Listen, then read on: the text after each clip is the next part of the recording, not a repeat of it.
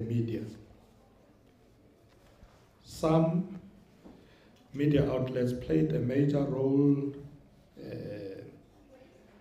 that framed issues in such a way as to encourage negotiations, reconciliation, free and fair elections, and formation of an all-inclusive government. We recall at the time that we ended up with the government of national unity.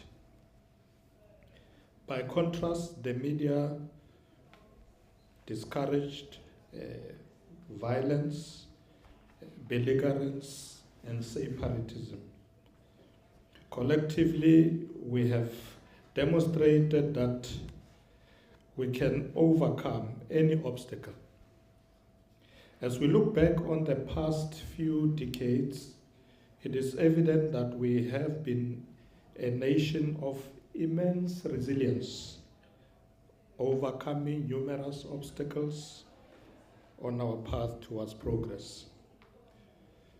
Working together with various stakeholders under the umbrella of the South African National AIDS Council, we have made substantial progress in the fight against HIV and AIDS, including the TB epidemic. I won't go too much on this one, but I have included a lot of information in my speech, particularly because there is the National Development Plan that was adopted this year, which outlines a program towards 2030. Chairperson, also in terms of the economy, South Africa has made remarkable progress in attracting foreign investments and in promoting economic growth. And despite the challenges, of course, that came with the COVID-19 pandemic, we know that COVID set us back big time, not only with the work that government has been trying to do, but many sectors of our society. Our country's evolution from a primarily resource-based economy to a diversified one has led to the expansion of sectors such as finance, manufacturing, tourism. However, challenges such as unemployment, income inequality, and of course of late load shedding still persist. And I'm sure we'll talk later more about what is being done about attending particularly to challenges of load shedding. As government, we are currently implementing targeted measures to deal with these and other challenges that are hampering economic growth. Efforts have also been made to address historical injustices.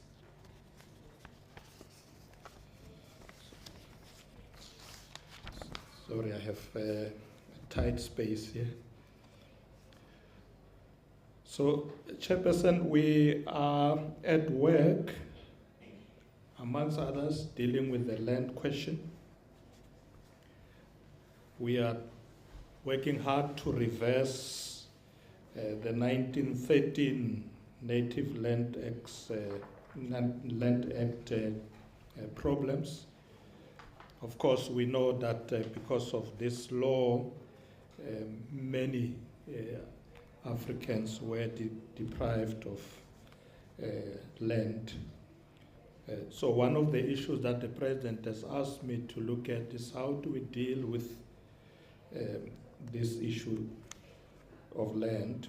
It's become a very big issue in the country, issue of land reform, redistribution and restitution.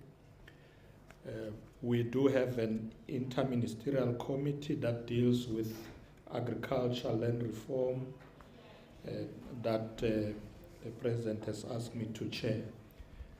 So currently, or let me say as of 2020, a lot of work was already done, but we are now forging ahead to accelerate this work.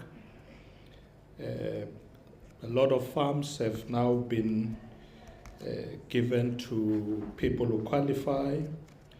The land reform program itself has released more than 700,000 hectares of state land to deserving beneficiaries.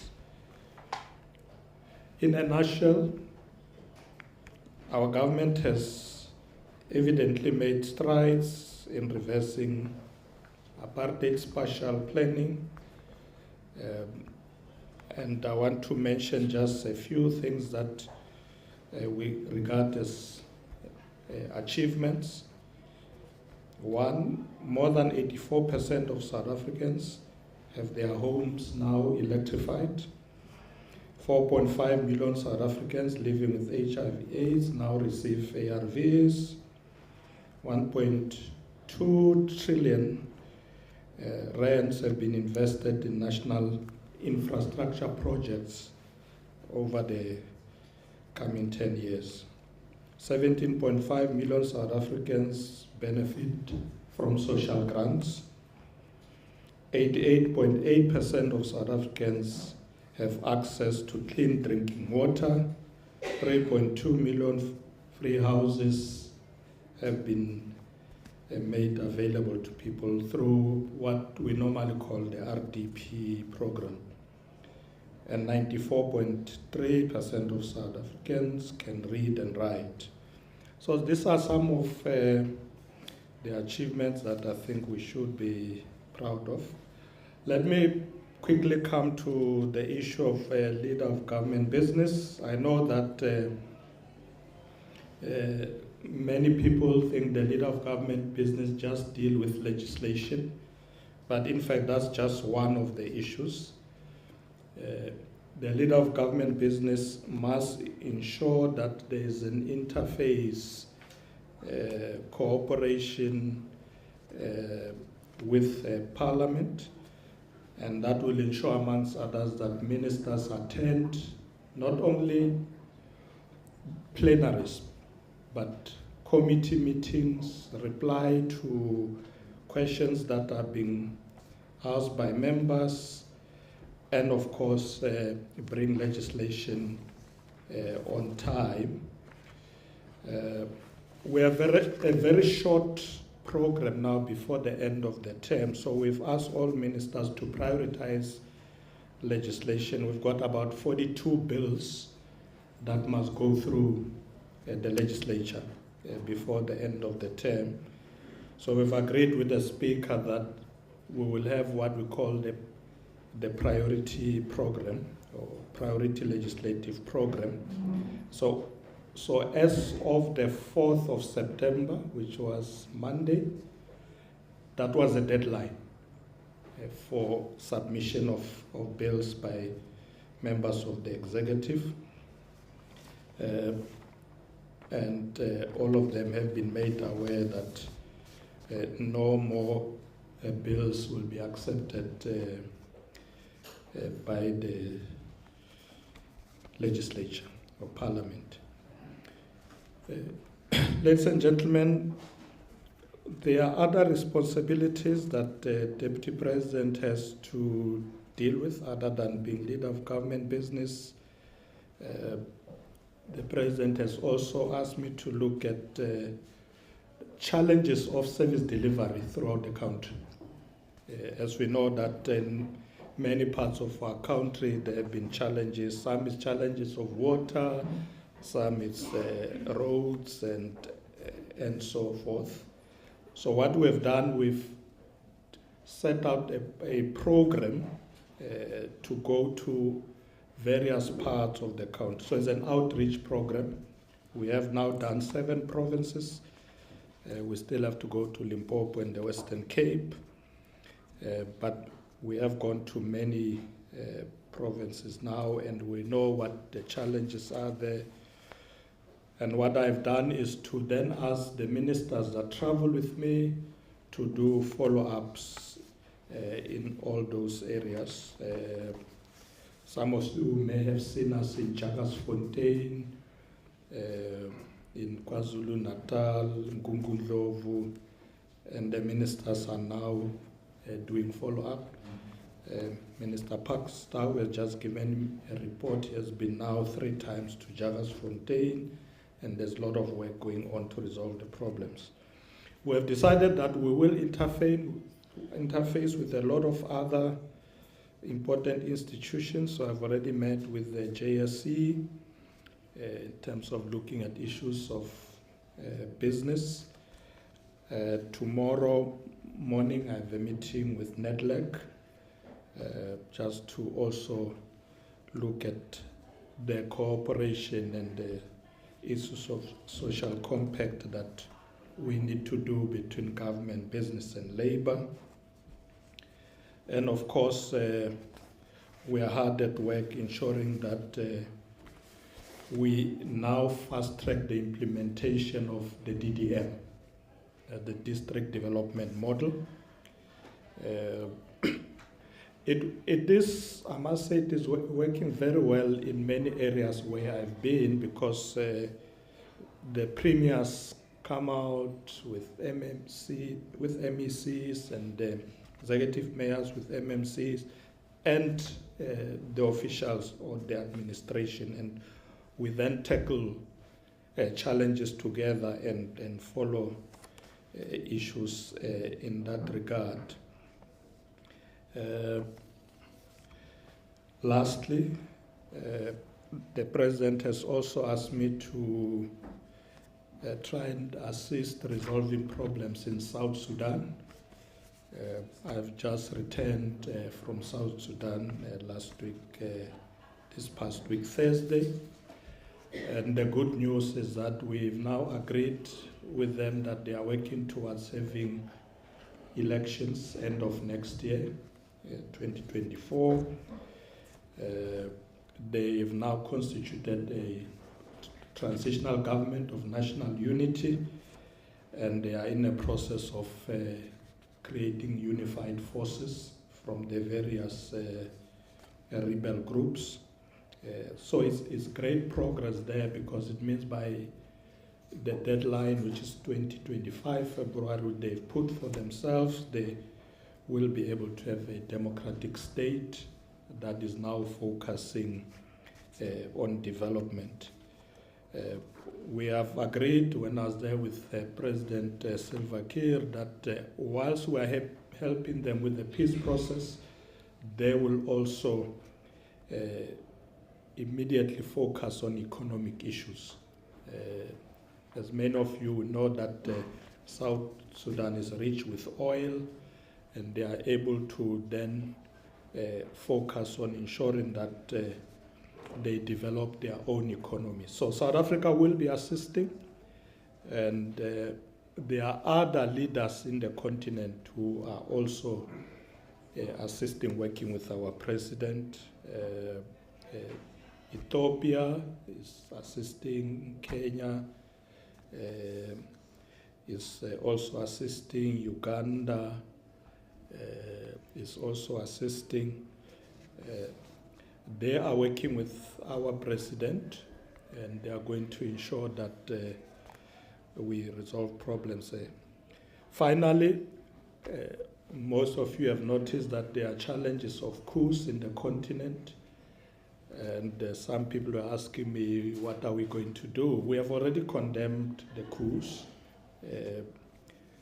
We know that I think there are a lot of changes that people want to see happening in these countries, but we are emphasizing democratic elections as the way to go. Negotiations and peaceful means should be the way to go. And that's really what we are going to continue doing, but also working within the framework of the AU. Even in South Sudan, I had an opportunity to meet both with the AU and the United Nations mission in South Sudan, so that we work with those bodies as well, and they've agreed that South Africa should take a lead there. We probably won't take a lead everywhere, but where we are asked to do so, we will do so. So, briefly, I tried to run quickly through the issues, and we'll be able to take your questions and add more as we go on. Thank you, Chairperson.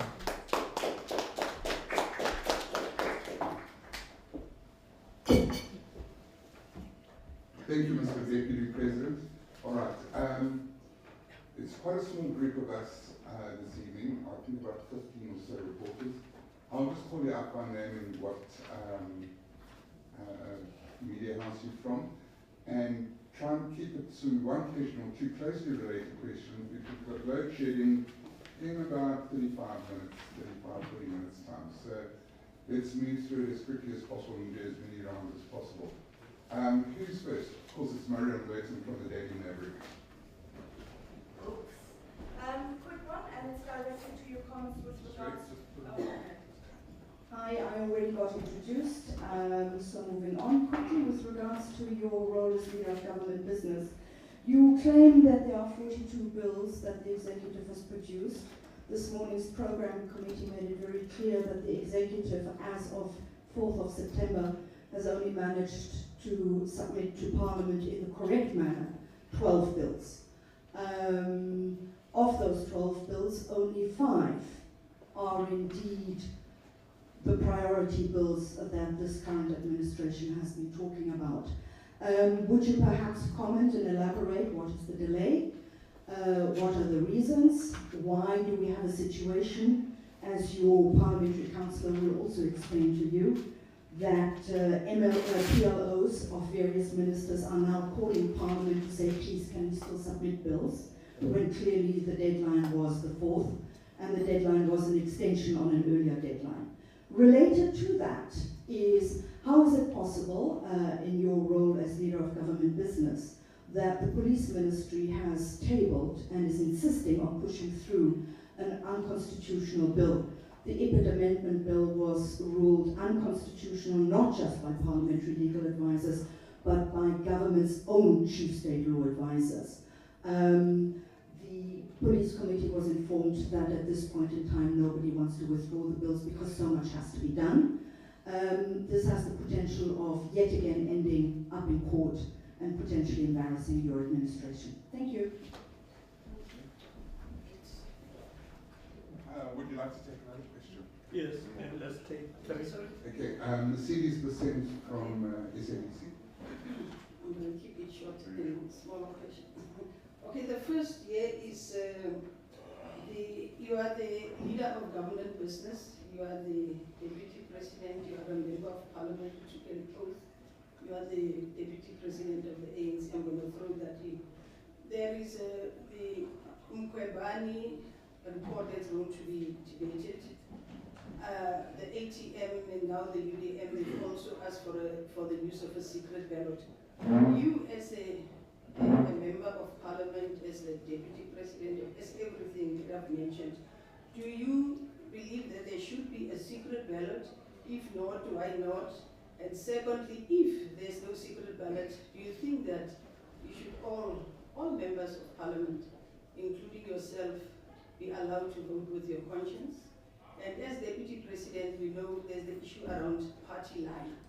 And what do you say about that? Do you believe that as the deputy president of the ANC is everything? There should be, you should use your conscience, including yourself. And just a follow-up on leader of government business, you recently convened that important dialogue on coalitions. There was this draft declaration that had to go, parties had to get inputs and so on. I've already followed up, some of them saying they're not going to get involved. So when do you hope to reconvene or convene another meeting on this coalition, on that national dialogue? Thanks. Thank you. Anybody else quickly? Jason Felix from EWP. Good evening, Mr. Deputy President. Just on a personal level, Mr. Deputy President, it's been about 6 months now since you've been appointed to your position.